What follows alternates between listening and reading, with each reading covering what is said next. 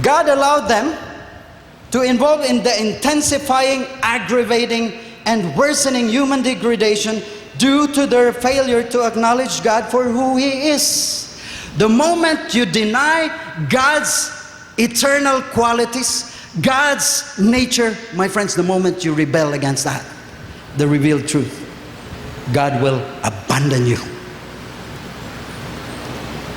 He allowed people to involve in this aggravating, worsening situation because they failed to acknowledge who He is.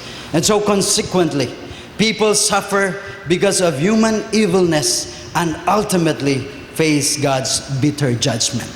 The things that you see is partially the judgment of God because they failed to acknowledge who God is. But do God thanksgiving and worship. New Testament interpreters agree that this group of people mentioned in verses 18 to 32, where Paul is referring to, are the Gentiles or non-Jews. Paul is describing the state of the Gentile world. Generally, the Gentile world is like that.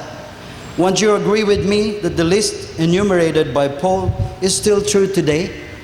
Can you still see people who are gossip, slanderers, intolerant, quarrelsome? Do you have neighbors like that? Workmates like that? Or churchmates like that? They're still here. What Paul mentioned in the first century are still true because persons are still the same. The Gentile world has no excuse because knowing God has been made plain and obvious in verse 22. God's invisible qualities, which include His eternal power, divine nature, are displayed in creation, as I said. The universe and its vastness obviously tell us of God's greatness. Nature and its grand beauty resonates God's glory.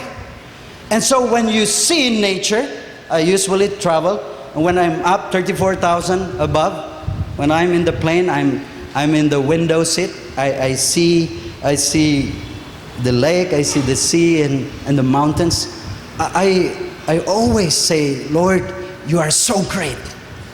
Your creation shouts your glory every time. I don't know about you, if you see nature.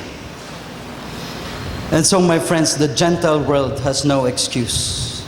The universe and its vastness shout the glory of God. The diversity of all the created beings shouts God's genius. Is this not enough to cause us to give glory and honor to God? But history has shown us that people chose to do otherwise. Even if God revealed His glory, still people rebel. Here's a word of caution. Before we point our accusing finger to this group and feel self-righteous, we must admit that in one way or another, Paul's description of human depravity also depicts our own lives. Did we not abandon God one time? Did we not trust our own abilities? Did we not put other things above God? Did we not fail to acknowledge the glory and wisdom of God? Did we not do shameful things? Friends, it is only by God's grace that we are able to escape death and now find new life in Christ through the proclamation of the gospel.